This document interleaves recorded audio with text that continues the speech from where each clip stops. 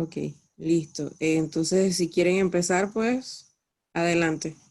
Ok, buenas noches a todos los presentes vamos a hablar sobre el tema Sistema de Investigación Humana, Mordeduras en Individuos Vivos. Mi persona es Estivali Quintero, luego hablará mi compañera Ariadna Pérez y luego mi compañero José Sáez. Sujeto vivo.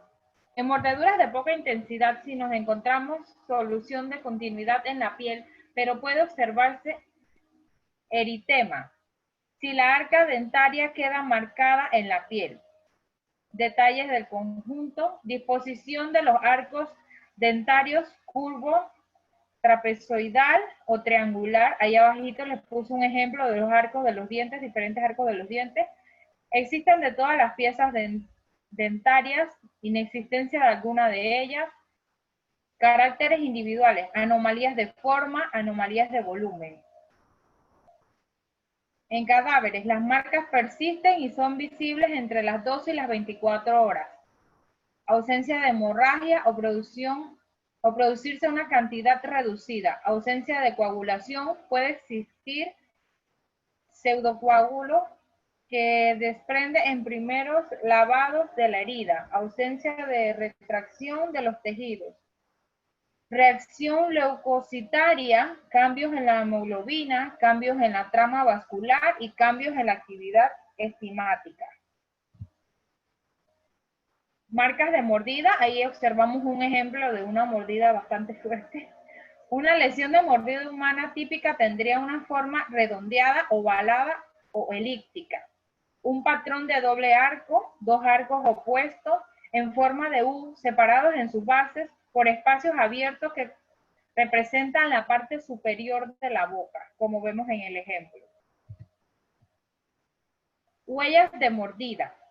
Las mordeduras por agresión y las de defensa aparecen en frecuencia en casos de homicidios, agresiones en general, agresiones sexuales, violaciones, violencia doméstica, abuso físico, sexual a menores. Marcas de mordida. Principalmente se observan en el pecho, 40% de los casos, los brazos y las piernas, la cara y cuello, los genitales. Mujeres, 80% de los casos. Las mujeres son las que más reciben este tipo de mordidas. Mecanismo de producción. Es la marca causada por uno o varios dientes, solos o en combinación con otras partes de la boca. Abrasión producida por el diente al morder, presión de la lengua y labios en la zona de mordida y por la suma de las acciones anteriores. O sea que se puede dar de las dos formas. De igual forma dejan marcas en la piel.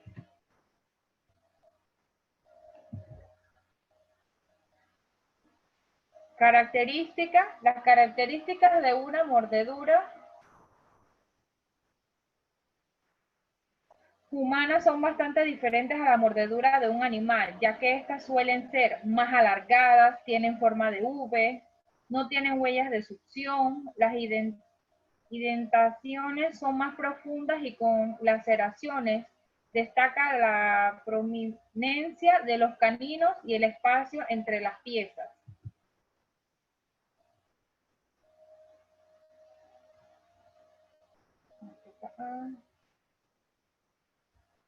Ariadna. Ahora a continuación hablará mi compañera Ariadna. Las marcas de mordida se dan en diferentes áreas, como difusa de hematoma, la cual es causada por la presión de los labios, marcas dejadas por los dientes, donde se aprecian sus características individuales, y de igual forma, Es que se me fue la... Ajá. de igual forma, equimosis causada por la presión de la cara interna de los dientes y una contunción central por la succión producida por la lengua y los labios. La esquimiosis es caracterizada por depósito de sangre encontrada debajo de la piel intacta. Sigo. Sí, por favor. Ahora sí.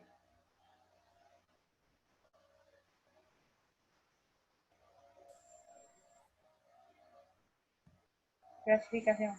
Las clasificaciones que podemos encontrar en los tipos de mordedura se pueden distinguir de 3 tipos principales.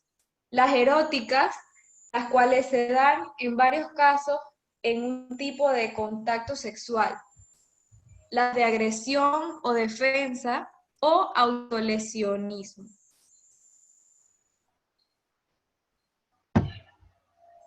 Las de agresión o defensa más que todo son en los casos de violación.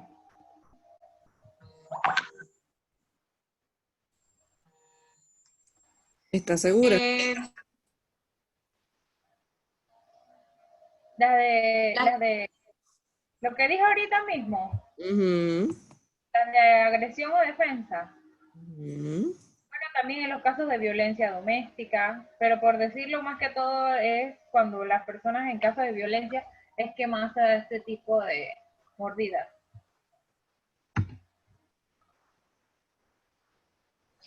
En la clasificación de este tipo de mordeduras, en las eróticas, se da la localización en el cuello, hombros, mamas, vulva o muslos. También su patrón consiste en 2 líneas de excoriación de disposición radiada y un área central de sigilación. En las agresiones o defensa, en la agresión o defensa, perdón, se ha descrito en mejillas, orejas, tronco y miembros superiores, al igual que consiste en marcas difusas con escasos detalles, a menudo acompañados de heridas contusas. Autolesionismo. Siguen el patrón simple de 2 líneas semicirculares de esquimosis y excoriaciones, por lo común en antebrazos y manos.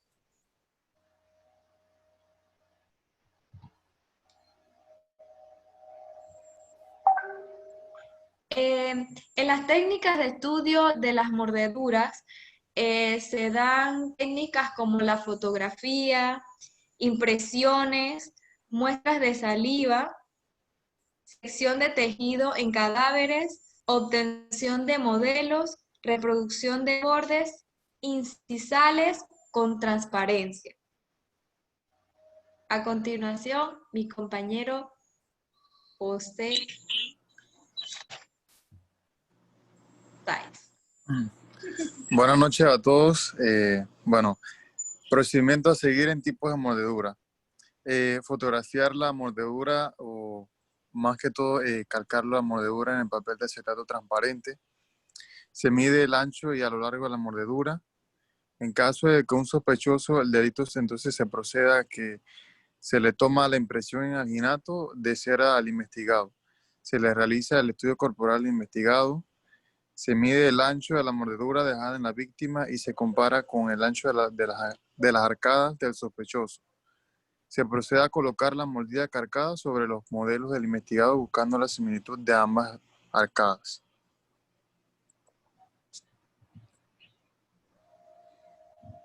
Técnica clásica. En la técnica clásica tenemos los métodos directos que se basan en la comparación del modelo de los dientes del sospechoso con la marca de la mordida en fotografías de la misma.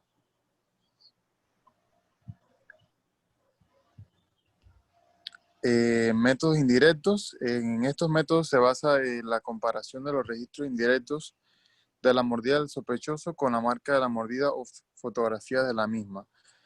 Aquí se aplican diferentes métodos como las superposiciones transparentes o trazados, superposiciones transparentes sobre una fotocopia, subtransparencias o superposiciones fotográficas, superposiciones generadas por fotocopia, entintado, empolvado y superposiciones radiográficas.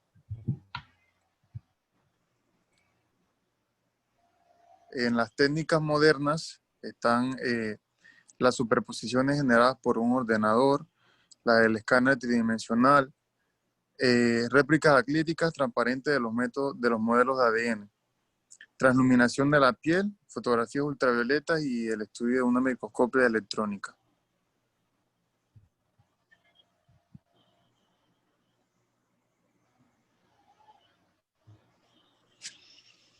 Muchas gracias por su atención.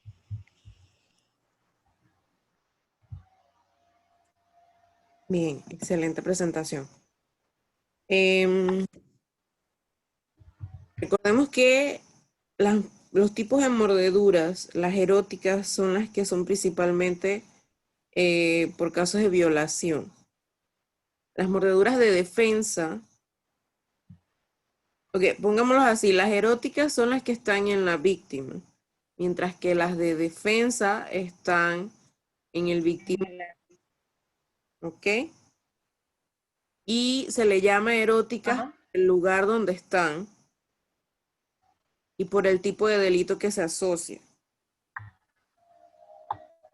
En una parte que mencionaron algo de los mecanismos, que decían que la abrasión de los dientes y la lengua y todo lo demás, simplemente es que en ciertas ocasiones la mordedura puede venir acompañada de el famoso cardenal o la equimosis o el chupetón, ¿ok?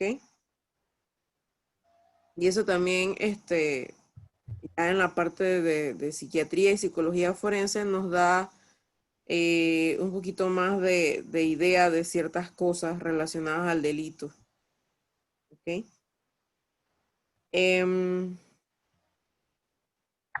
Lo de las mordeduras, principalmente diferenciar si fue de humano o si fue de animal. En cuanto al levantamiento de las huellas por mordedura, hay muchas formas de hacerlo. Está el alginato, por ejemplo, que también se utiliza para levantar los moldes de las heridas por objetos punzocortantes. Y obviamente existen métodos mucho más viejos, los moldes en negativo y positivo, que se utiliza yeso, y así nos vamos sucesivamente.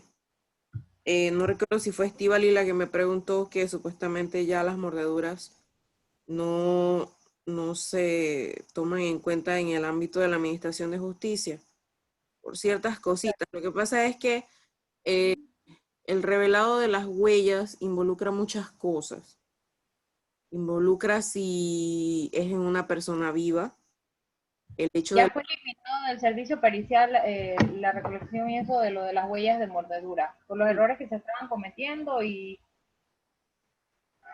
por ciertas cosas que estaban pasando con lo de las huellas de mordedura, así que fue eliminado del directorio pericial.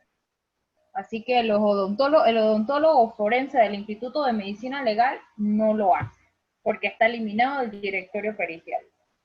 Sí, correcto. Pero no está de más también saber cómo se hacía, ¿ya? Exacto, no, pero ya no se hace. Dejó de hacer.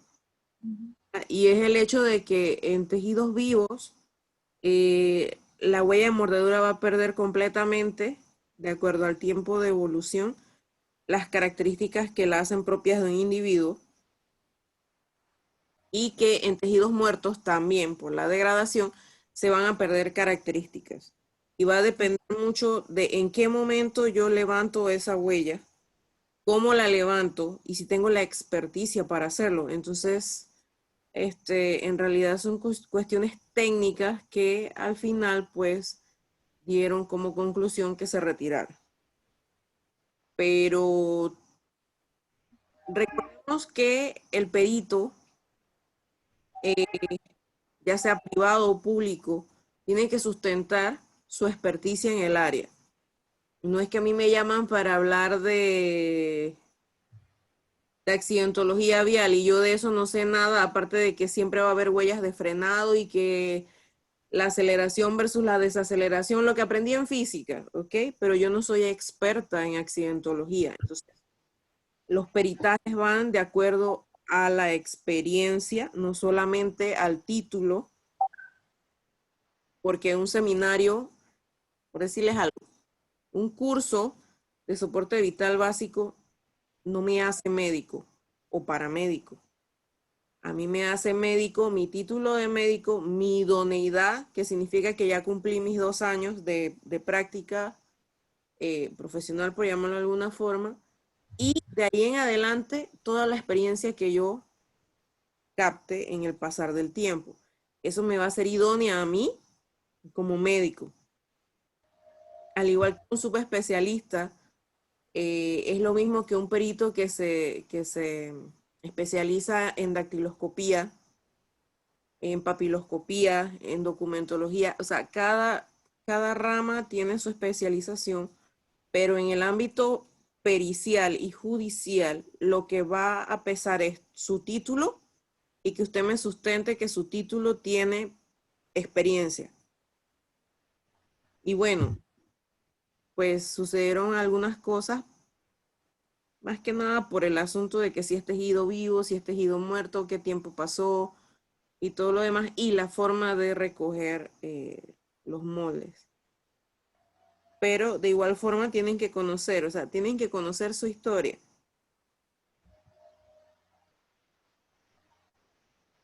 ¿Algún compañero tiene alguna pregunta?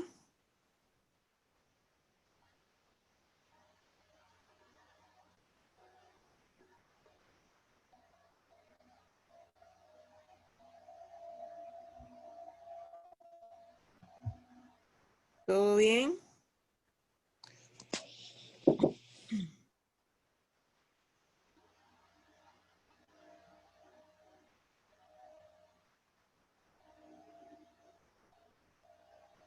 Listo, si no hay pregunta, ¿cómo se diferencia una huella de animal de una humana? Eso ya lo mencionamos.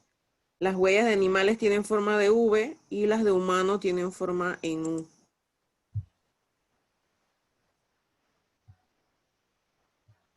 Bien, el grupo que sigue, por favor.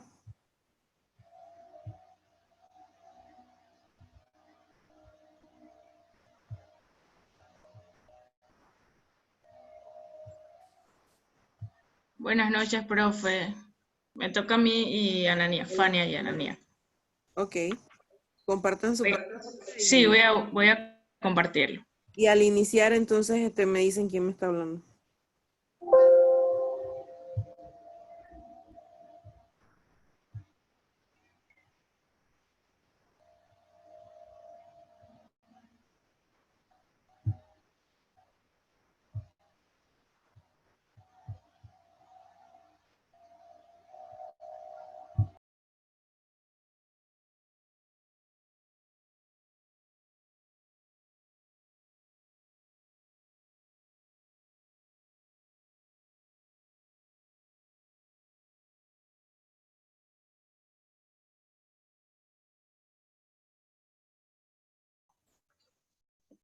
Profe, sale. No, no sale en la pantalla.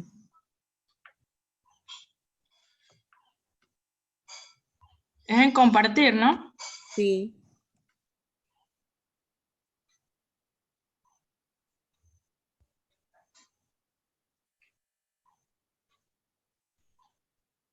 Me pide cambiar el archivo, el tipo del archivo. ¿Cómo lo guardó? Normal en PowerPoint.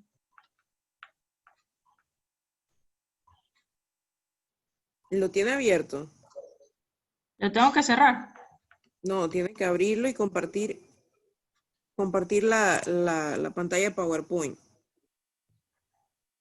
Sí, lo tengo abierto. Ahora me sale guardar en documento o guardar en esta PC. No, usted le da a compartir y Ah, ok. encontrar varias páginas, varias opciones, ¿ok? Y una de ellas debe tener el nombre de su presentación y debe ser como la pantallita de PowerPoint.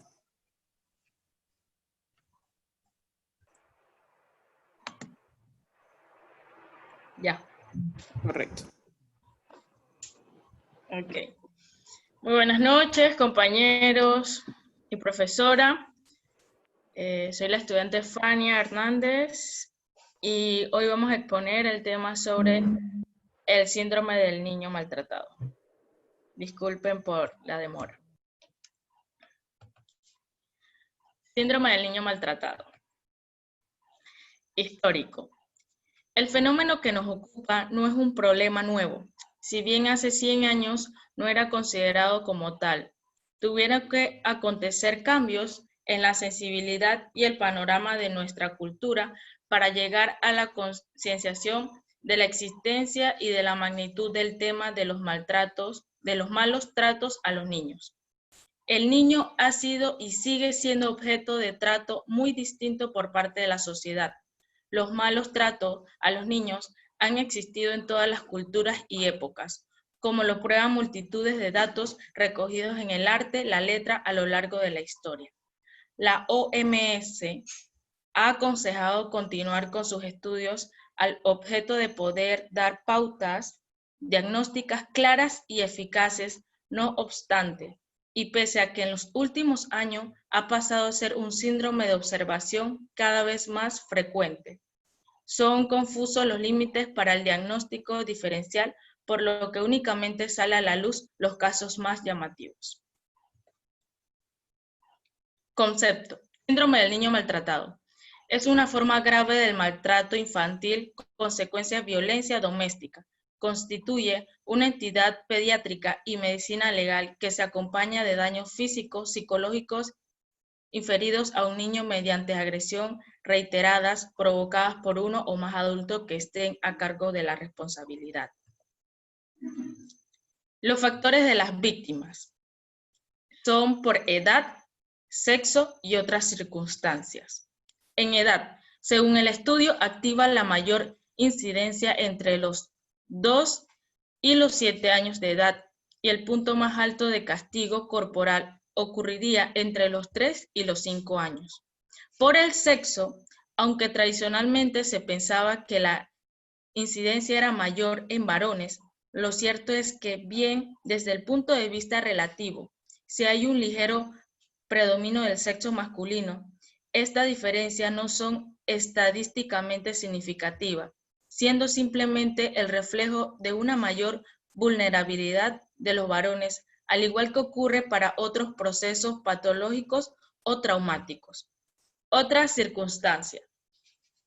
La víctima de malos tratos es con mayor frecuencia el primer hijo, bien por ser un niño no deseado, bien por venir a romper el normalmente precario equilibrio económico de la pareja. En otras ocasiones se trata de un niño adoptado que no respondieron a las esperanzas puestas por esa pareja en la adopción. Y por último, también son víctimas de maltrato, de malos tratos, los niños difíciles, niños no deseados, prematuros, bajo de peso con enfermedades crónicas y hiperactivos. Los autores del maltrato: sujeto activo, estatus social y características psicológicas. Sujeto activo. Los autores de malos tratos infantiles son, en el 80 y 90% de los casos, los padres de las víctimas, normalmente jóvenes, juventud, que determina una incompetencia para asumir y desempeñar la paternidad. Es bastante frecuente que el hombre no sea el padre biológico del niño, sino el que cohabita con la madre, y aunque en principios es afectuoso con este, a la larga el niño se convierte en uno de los lados de un triángulo emocional, comenzando un resentimiento que suele culminar en la producción de malos tratos a ese niño, convertido en su foco de hostilidad. Estatus social. Los malos tratos se dan con más frecuencia en ambientes socioeconómicos bajos, familias monoparentales, familias numerosas conviviendo en un espacio reducido. Aislamiento social. El desempleo es igualmente un potente factor condicionante. Esta sería característica sociocultural relacionada, sobre todo, con los malos tratos físicos. El maltrato psíquico y emocional se presenta en todos los grupos sociales. Características psicológicas. Se trata de personalidad inestable, inadaptados a la responsabilidad que lleva consigo la paternidad. Con bastante frecuencia se ven afectados por problemas derivados de su situación de abuso de sustancias psicoactivas o han sido educados en ambiente de promiscuidad sexual o fueron víctimas de tratos similares en su niñez, por lo que han asumido la violencia como una forma de relación y de educación. A continuación, mi compañero Ananías González. Buenas noches, ¿me escuchan? Sí. Bueno, clínica. Estudiaremos el ESNM de los siguientes puntos de vista. Violencia química, falta de cuidados, abuso sexual, maltrato emocional, violencia física. ¿Qué es SNM, Ananías? ¿Ah? ¿Qué es SNM? No me acuerdo, profe, ¿verdad? Ahorita no ¿Cómo estoy muy así? bien. Síndrome del niño maltratado, profe. Profe, de verdad no estoy aquí porque quiero cumplirle. Está con fiebre. No sé qué es esa vaina, pero bueno. Violencia química. Mientras que en el maltrato físico el niño es normalmente atacado durante un acceso de cólera provocado por su comportamiento. El químico supone una situación, disculpe, en la que los padres son incapaces de huir de sus frustraciones psíquicas o problemas maritales, sociales o económicos, siendo el niño usado como un medio de conseguir un cobijo o un consuelo entre un personal sanitario amigable en el hospital. Falta de cuidados. El límite entre las lesiones causadas deliberadamente y el abandono físico puede ser en ocasiones muy difícil de determinar. El abono, la negligencia puede contribuir una forma insidiosa de causar daños graves. Supone un fallo en cuanto a la debida actuación para salvaguardar la salud, la seguridad y el bienestar del niño. La negligencia física comprende no solo el abandono alimenticio y la falta de cuidados higiénicos y médicos, sino también la ausencia de una protección suficiente contra riesgos físicos. Abuso sexual. El abuso sexual a los niños puede ocurrir en la familia, a manos de un padre o madre, un padrastro, un hermano u otro pariente, o fuera de la casa, por ejemplo, por un amigo o un vecino, la persona que lo cuida, o un maestro o un desconocido. Maltrato emocional. El daño psíquico está siempre presente en cualquier clase de maltrato al que se somete un niño. En la actualidad de los niños son víctimas de... Wow, no, hombre.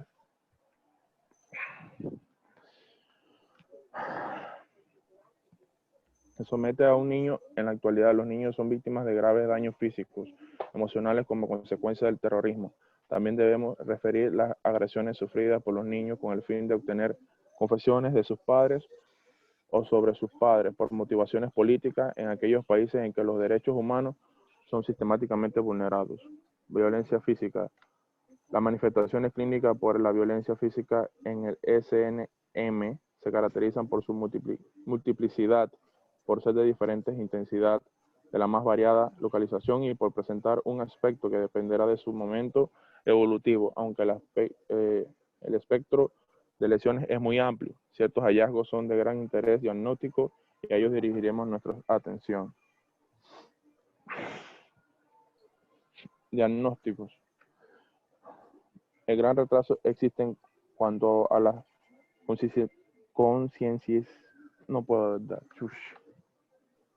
Más de nosotros ve demasiado.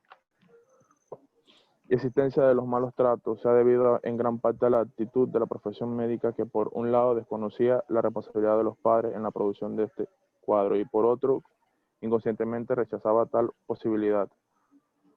Tan importante es no etiquetar a unos padres inocentes como maltratadores, como el no diagnosticar los malos tratos cuando estos son una realidad. Los accidentes causales en estas tempranas edades de la vida son frecuentes y es por tanto necesario hacer una cuidadosa evaluación de su etiología para no incurrir en alguna de sus dos posibilidades antes mencionadas.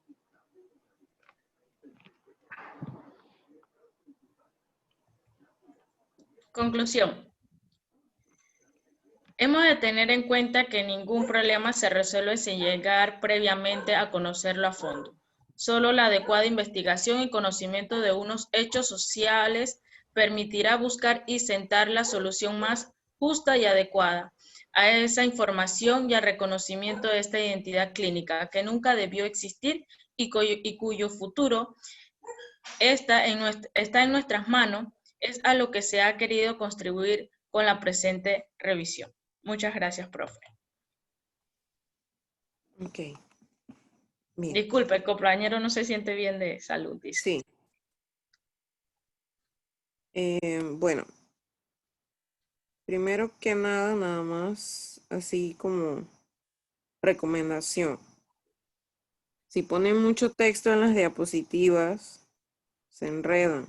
Recuerden que era un resumen. Pueden hacer un cuadro, etcétera, etcétera. Hay algunas cositas que sí están como si fuera un cuadro sinóptico. Y si van a poner siglas o abreviaturas, tienen que saber lo que significa. ¿Ok? Pero aparte de eso, pues está bastante completo lo que mencionaron. Bien, el tercer grupo. Gracias, profe. Listo, Laura. Vamos, profe. Vamos, pues.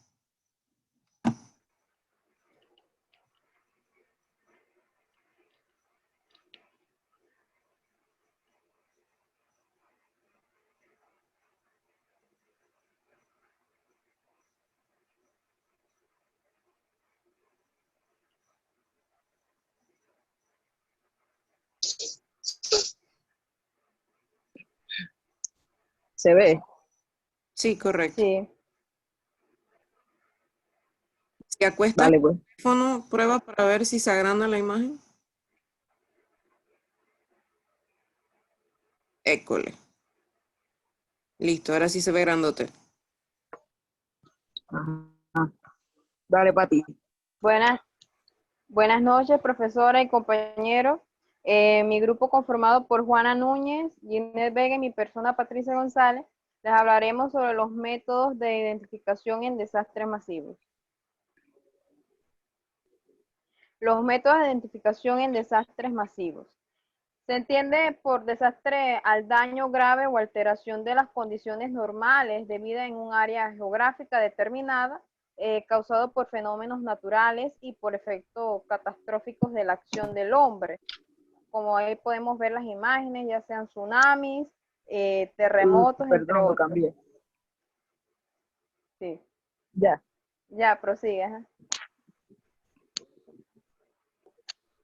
Las técnicas utilizadas en la identificación en desastres deben poseer una validez científica y que ofrezcan un resultado con un alto grado de fiabilidad y seguridad. También existen otros métodos de identificación secundaria, como lo son la fotografía, los objetos personales de la víctima, la identificación visual, que pueden servir para reforzar o confirmar la coincidencia establecida. Los métodos de identificación mundialmente reconocidos son a través de las huellas dactilares, el análisis de ADN y la odontología.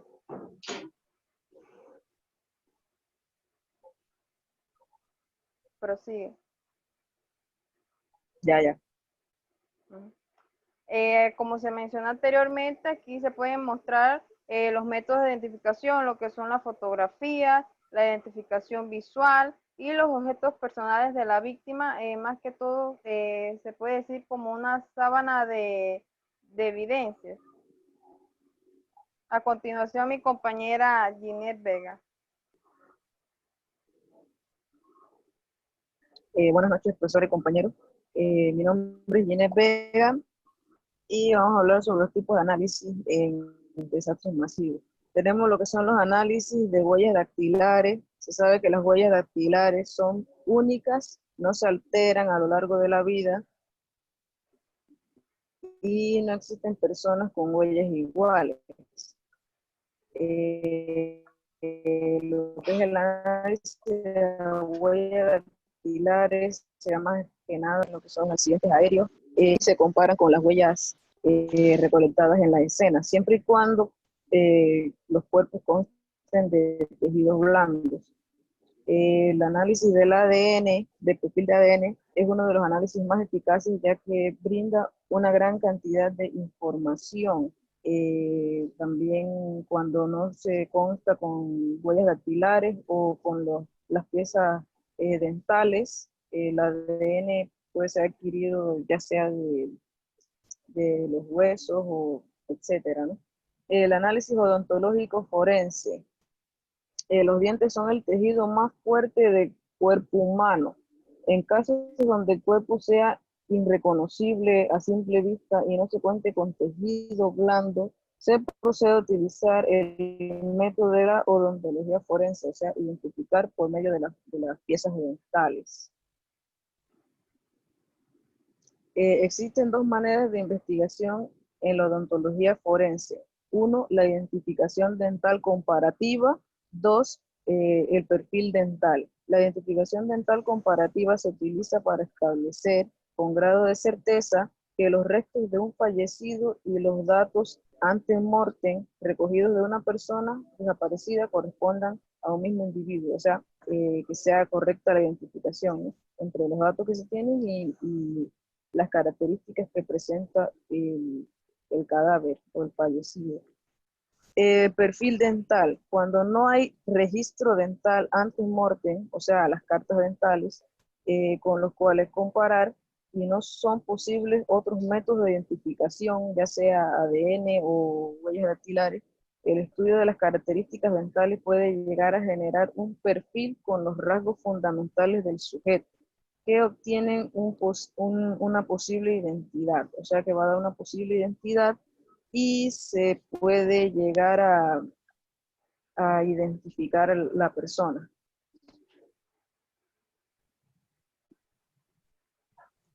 Tenemos las características de los diferentes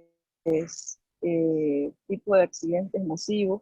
Tenemos los accidentes terrestres, traumatismos no tan grandes, víctimas de fácil identificación por medio de la dactiloscopía, o sea que cuentan con tejidos blandos, las huellas de los dedos. Una de las desventajas de las identificaciones es que no hay una lista de pasajeros por nombre y puede haber quienes viajen sin pasaje, o sea que no es como en los aviones. En las inundaciones, las víctimas no presentan grandes traumatismos que dificulten la identificación. O sea que en general, pues, los cuerpos se mantienen completos. Se puede emplear métodos dactiloscópicos también, se puede recolectar las huellas. No suelen llevar identificación, es una de las desventajas. Siniestros marinos, existe pérdida de documentación u otros objetos personales. Las víctimas presentan destrucción de tejido debido a las acciones químicas, biológicas y mecánicas, hablando de lo que son los tejidos blandos, ¿no? Método de identificación de la odontología forense, o sea que ya que no van a constar los cuerpos de tejidos blandos, se va a proceder a utilizar el método de la odontología, ¿no? En los incendios presentan grandes destrucciones, habitualmente están desmembrados y mutilados. También en estos casos se utiliza más lo que es el método de la odontología forense, ya que los cuerpos van a estar desmembrados, no van a contar con tejidos blandos, y si tienen tejidos blandos van a estar totalmente deshechos. Los accidentes aéreos, gran dispersión de restos y objetos. Y método de identificación, comparación de datos antes mortem y post mortem, o sea, antes de morir. Y la identificación odontológica es relevante, o sea, es muy importante la identificación odontológica en estos casos, porque a continuación mi compañera Juana. Buenas noches. Para la identificación de los cadáveres se hace un cotejo de lo que es la información que se obtenga sobre la persona fallecida, tomando en cuenta lo que son las características físicas, las vestimentas y todos aquellos objetos personales que se encuentren en la víctima. Se compara con lo que es la información disponible de las personas que presumiblemente están muertas o desaparecidas. El trabajo inicial de las personas que no son especialistas determinará en gran parte el éxito de las futuras identificaciones por parte de los especialistas forenses. Cuanto más pronto se logra hacer la identificación de las víctimas, mayor será su utilidad. Los cadáveres descompuestos son mucho más difíciles de identificar y requieren la participación de especialistas forenses, como en el caso en donde se necesita a los odontólogos. La movilización de los recursos forenses necesarios para completar este proceso puede tomar varios días. Esto implica la posible pérdida de la oportunidad para la pronta identificación de los cadáveres debido a su descomposición natural.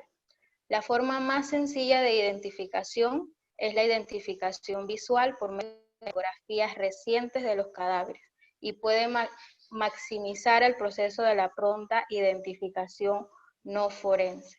Pero claro que se llega a algunos desastres tan grandes que no se puede dar este método, por lo cual se utiliza más lo que conocemos como odontología forense. Muchas gracias. Ok. Muchas gracias. Otra vez lo mismo que le dije a la compañera antes, mucho texto en las diapositivas. No les ayuda a copiarse bien. No nos copiamos, bro. Profe, no diga eso. No les ayuda a guiarse bien, pues. ¿Alguien Ya, tiene ya. alguna pregunta?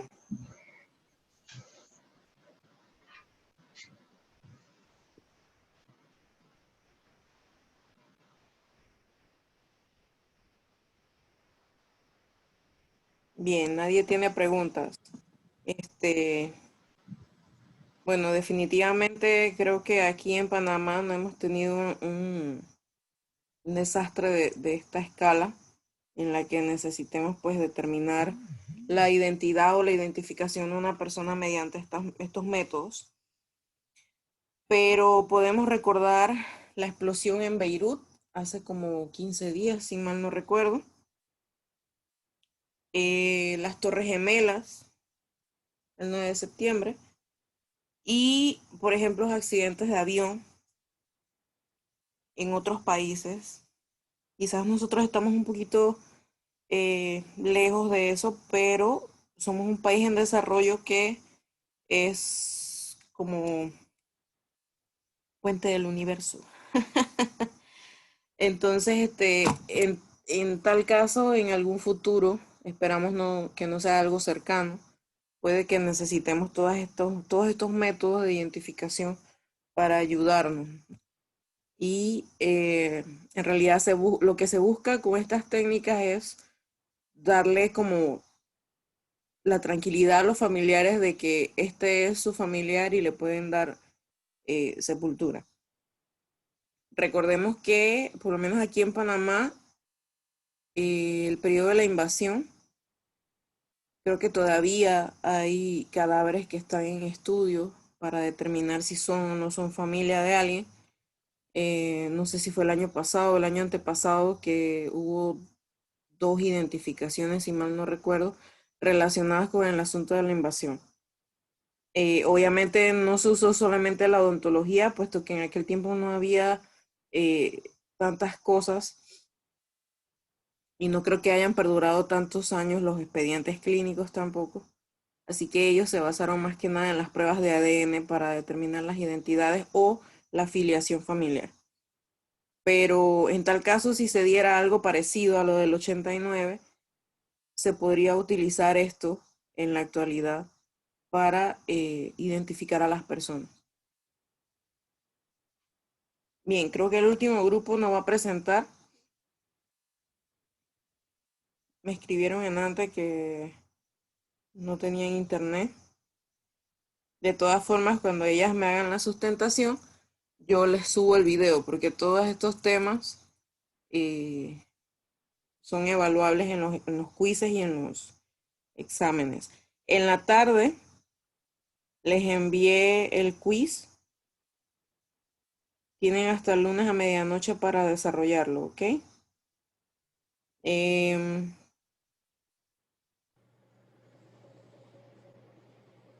¿Tienen alguna consulta?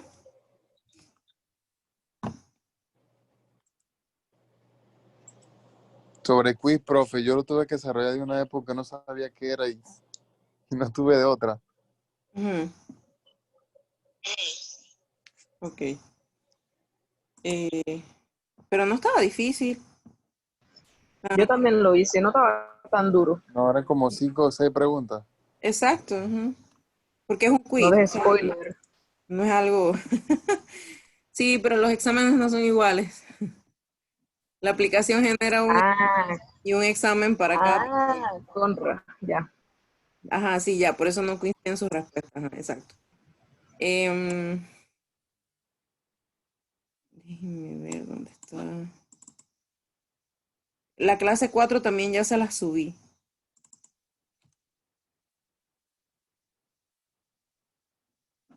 Em, déjenme buscar algo aquí.